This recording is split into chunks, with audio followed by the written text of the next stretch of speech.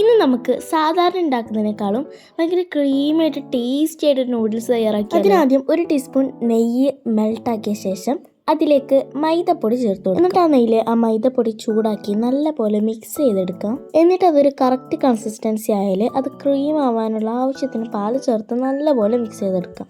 അത് നല്ലപോലെ മിക്സ് ചെയ്ത് യോജിപ്പിച്ചാൽ നമുക്ക് നല്ല ക്രീമി ആയിട്ട് തന്നെ കിട്ടും. അതിനനുസരിച്ച് പാൽ ചേർത്ത് കൊടുത്താൽ മതി. എന്നിട്ട് ഒരു ടൊമാറ്റോ മിക്സിയിൽ അടിച്ച ശേഷം അതിലേക്ക് ചേർത്ത് നല്ലപോലെ മിക്സ് ചെയ്ത് കൊടുക്കുക. ആ തക്കാളിയുടെ പച്ചച്ചുവയൊക്കെ ഒന്ന് മാറി നല്ലപോലെ മിക്സ് ചെയ്യുന്നാൽ ആവശ്യത്തിനുള്ള ഉപ്പും കുറച്ച് മുളക് പൊടിയും കുറച്ച് മല്ലിപ്പൊടിയും ചേർത്ത് നല്ല രീതിയിൽ മിക്സ് ചെയ്തെടുക്കുക. ശേഷം നമ്മുടെ നൂഡിൽസിൻ്റെ കൂടെ കിട്ടുന്ന മസാലയും മുഴുവനായിട്ട് അതിൽ ചേർത്ത് നല്ലപോലെ മിക്സ് ചെയ്യുക. ഇപ്പോൾ ഏകദേശം നമ്മുടെ ക്രീമി ആയിട്ടുള്ള ക്രീം ഇവിടെ റെഡി ആയിട്ടുണ്ട്.